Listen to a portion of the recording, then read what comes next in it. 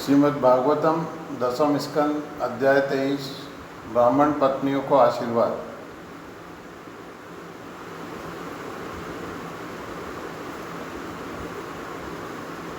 ग्वाल बालों ने कहा, हे माँ बाबू राम, हे दुष्ट दलन कृष्ण, हम सब भूख से त्रस्त हैं, इसके लिए आपको कुछ करना चाहिए। श्री सुखदेव गोस्वामी ने कहा, ग्वाल बालों द्वारा इस प्रकार प्रार्थना किए जाने पर देवकी पुत्र भगवान ने अपने कुछ भक्तों को, जो कि ब्राह्मण पत्नियां थीं, प्रसन्न करने की इच्छा से इस प्रकार उत्तर दिया। भगवान कृष्ण ने कहा, तुम लोग यज्ञशाला में जाओ, जहाँ वैदिक आदेशों में निपुण ब्राह्मणों का एक समूह स्वर्ग जाने की इच्छा से इस समय अंगिरस यज्ञ कर रहा है। हे ग्वाल बालों, तुम वहाँ जाकर कुछ भोजन मांग लाओ। उनसे भगवान बलराम का तथा मेरा नाम बतलाना और कहना कि हमने ही आप लोगों को भेजा है।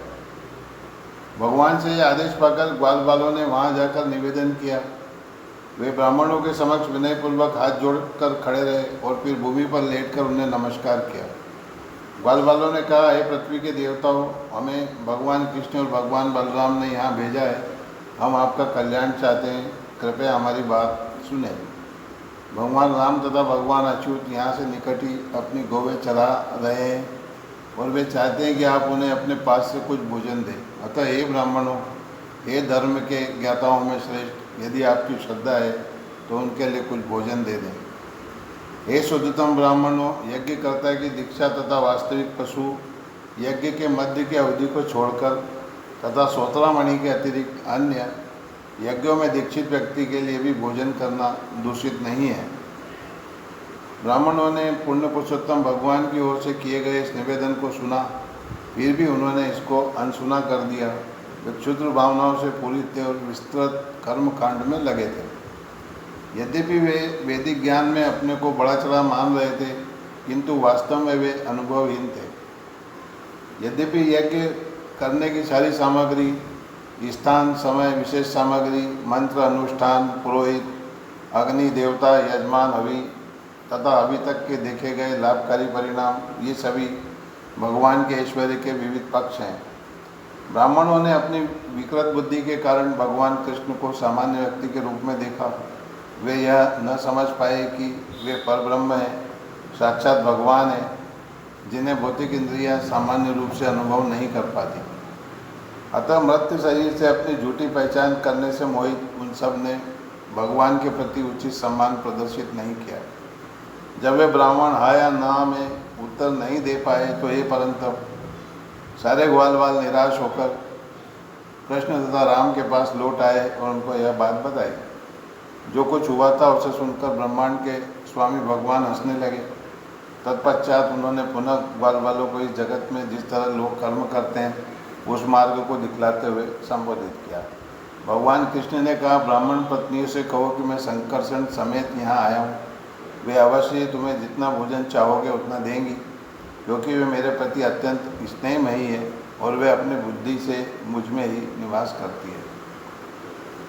तब ग्वाल बाल उस घर में गए जहाँ ब्राह्मण पत्नियाँ ठहरी हुई थी।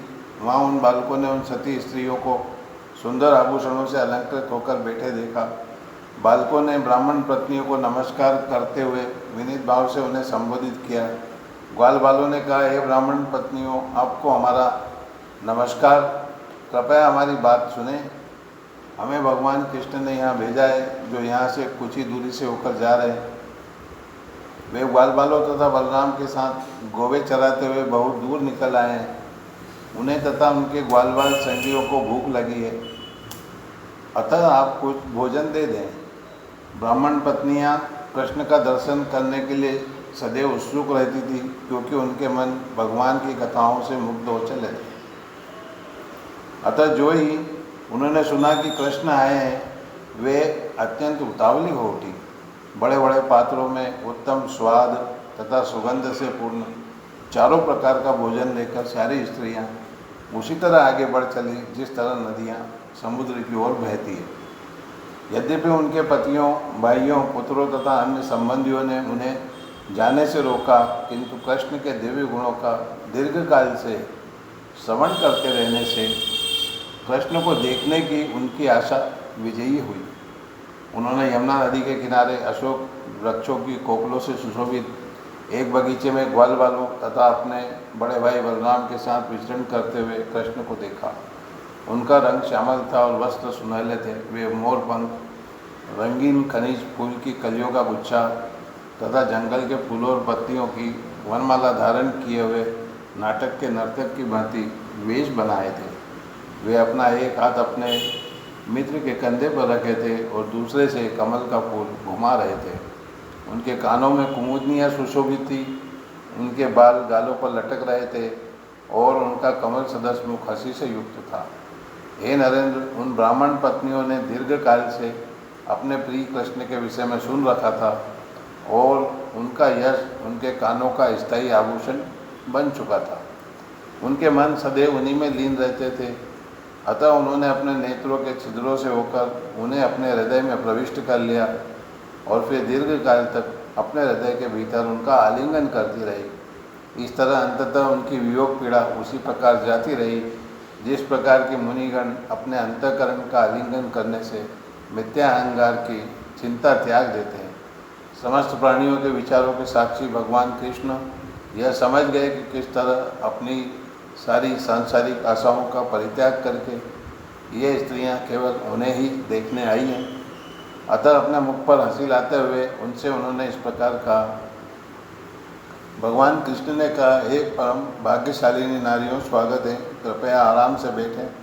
मैं आपके लिए क्या कर सकता हूँ? आप मुझे देखने के लिए यहाँ आई। यह आप जैसे प्रेमपूर्ण हृदय वालों के योग्य ही है।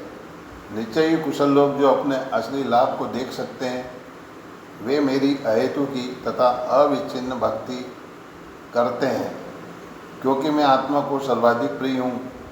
आत्मा के संपर्क से ही जीव का प्राण, बुद्धि, मन, मित्रगण, शरीर, पत्नी, संतान, संपत्ति इत्यादि उसे प्रिय लगते हैं। अतएव अपने आप से बढ़कर कौन सी वस्तु अधिक प्रिय हो सकती है? अतएव तुम लोग यज्ञ स्थल को लौट जाओ, क्योंकि तुम्हारे पति जो कि विद्वान ब्राह्मण हैं, गृहस्थ हैं और उन्हें अपने अपने यज्ञ संपन्न करने के लिए तुम्हें सहयोग की आवश्यकता है। ब्राह्मण पत्नियों ने उत्तर दिया, हे विभो, आप ऐसे कटु वचन न कहें। आपको चाहिए कि आप अपने उस वचन को पूरा करें कि आप अपने भक्तों को सदैव प्रतिदान करते हैं। चूँकि हम आपके चरणों को प्राप्त हैं, अतः हम इतना ही चाहते हैं कि हम वन में ही रहते जाएं, जिससे हम तुलसी दल की उन मालाओं को अपने सिरों पर धारण कर सकें, जिन्हें आप उपेक्षापूर्वक अपने चरण कमलों से ठुकरा देते हैं। हम अपने सारे भौतिक संबंध त्यागने को तैयार हैं। अब हमारे पति, माता पिता, पुत्र, भाई, अन्य संबंधी तथा मित्र हमें वापस नहीं लेंगे और अन्य कोई हमें किस तरह शरण देने को तैयार हो सकेगा, क्योंकि अब हमने अपने मन को आपके चरण कमलों पर स्थिर कर दिया है और हमारा कोई अन्य गंतव्य नहीं है। अतएव हे अरिंदम, हमारी इच्छा पूरी कीजिए। पूर्ण पुरुषोत्तम भगवान ने उत्तर दिया, तुम यह विश्वास करो कि न तो तुम्हारे पतिगण तुम लोगों के प्रति शत्रुभाव रखेंगे, न ही तुम्हारे पिता, भाई, पुत्र, अन्य संबंधी जन या आम जनता। मैं स्वयं उन्हें सारी स्थिति समझा दूंगा, यहाँ तक कि देवतागण भी अपना अनुमोदन व्यक्त करेंगे। तुम सबों का मेरा शारीरिक सानिध्य में रहना निश्चय ही जगत के लोगों को अच्छा नहीं लगेगा, न ही इस प्रकार से तुम मेरे प्रति अपने प्रेम को ही बढ़ा सकोगी। तुम्हें चाहिए कि तुम अपने मन को मुझ पर स्थिर करो और इस तरह शीघ्र ही तुम मुझे पा सकोगी।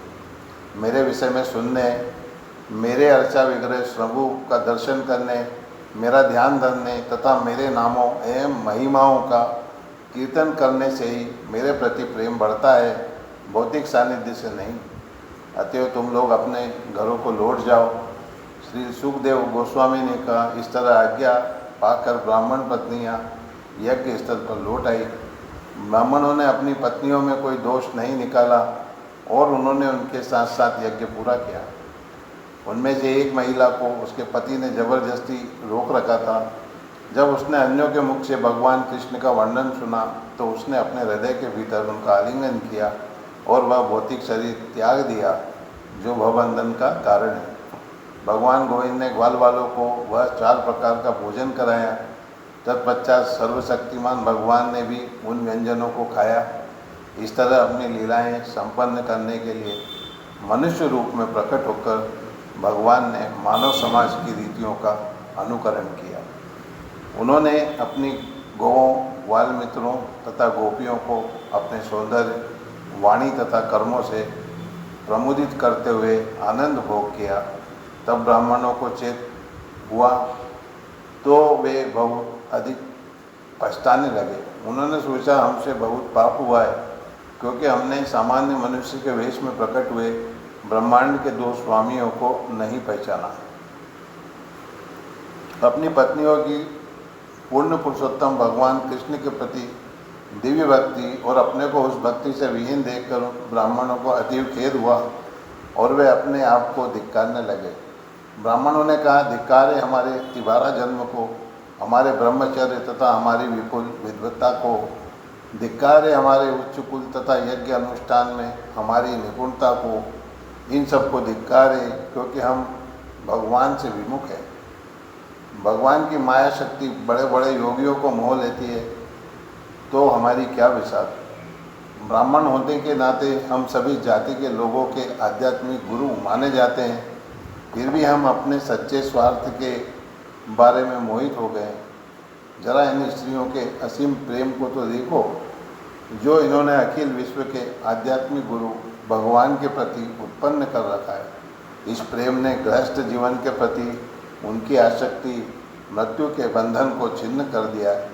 इन स्त्रियों ने न तो द्विजों के शुद्धिकरण संस्कार कराए, न ही किसी आध्यात्मिक गुरु के आश्रम में ब्रह्मचारियों का जीवन बिताया है, न इन्होंने कोई तपस्या की है या आत्मा के विषय में मनन किया है या स्वच्छता की औपचारिकताओं का निर्वाह अथवा पावन अनुष्ठानों में अपने को लगाया है। तो भी इनकी दृढ़ भक्ति उन भगवान कृष्ण के प्रति है जिनका यशोगान वैदिक मंत्रों द्वारा किया जाता है और जो योगेश्वरों के भी ईश्वर हैं। और दूसरी ओर हम हैं जिन्होंने भगवान की कोई भक्ति नहीं की। यद्यपि हमने इन सारी विधियों को संपन्न किया है, निस्संदेह हम लोग गृह कार्यों में व्यस्त रहने के कारण अपने जीवन के असली लक्ष्य से पूरी तरह विफल हो गए। किंतु अब जरा देखो तो कि भगवान ने किस तरह इन सीधे साधे ग्वाल वालों के शब्दों से हमें समस्त सच्चे ब्रह्मवादियों के चरम गंतव्य का स्मरण दिलाया है। अन्यथा पूर्ण काम, मोक्ष तथा दिव्य आशीर्वादों के स्वामी परम नियंता हमारे साथ यह विडंबना क्यों करते हैं। हम तो सदैव उन्हीं के नियंत्रण में रहने के लिए ही हैं। लक्ष्मी जी उनके चरण कमलों का स्पर्श पाने की आशा में सब कुछ एक ओर रखकर तथा अपना गर्व और चंचलता त्याग कर उन्हीं की पूजा करती है। ऐसे भगवान यदि याचना करते हैं तो यह अवश्य ही सबों को मोहित करने वाली बात है। यज्ञ के सारे पक्ष, शुभ स्थान तथा समय, साज सामग्री की विविध वस्तुएं, वैदिक मंत्र, अनुष्ठान, पुरोहित तथा यज्ञ की अग्नियाँ, देवता, यज्ञ अधिष्ठाता, यज्ञ हवि तथा प्राप्त होने वाले शुभ फल, ये सभी उन्हीं के ऐश्वर्य की अभिव्यक्तियाँ हैं। यद्यपि हमने योगेश्वरों के ईश्वर पूर्ण पुरुषोत्तम भगवान विष्णु के विषय में सुन रखा था कि उन्होंने यदुवंश में जन्म ले लिया है, किंतु हम इतने मूर्ख थे कि श्री कृष्ण को साक्षात भगवान नहीं समझ पाए। हम उन भगवान श्री कृष्ण को नमस्कार करते हैं जिनकी बुद्धि कभी भी मोहग्रस्त नहीं होती और हमें कि माया शक्ति द्वारा मोहित होकर सकाम कर्म के मार्गों पर भटक रहे हैं। हम भगवान की माया शक्ति से मोहग्रस्त थे, अतः हम आदि भगवान के रूप में उनके प्रभाव को नहीं समझ सके। अब हमें आशा है कि वे कृपापूर्वक हमारे अपराध को क्षमा कर देंगे। इस प्रकार कृष्ण की उपेक्षा करने से उनके द्वारा जो अपराध हुआ था उसका स्मरण करते हुए उनका दर्शन करने के लिए वे अति उत्सुक हो उठे, किंतु कंस से भयभीत होने के कारण उन्हें व्रत जाने का साहस नहीं हुआ। इस प्रकार श्रीमद् भागवतम दशम स्कंद अध्याय 23 ब्राह्मण पत्नियों के आशीर्वाद नामक अध्याय के भक्ति वेदांत श्लोकार्थ पूर्ण हुए। हरे कृष्ण कृष्ण कृष्ण हरे हरे, हरे राम राम राम हरे हरे, हरे कृष्ण कृष्ण कृष्ण हरे हरे, हरे राम राम राम हरे हरे।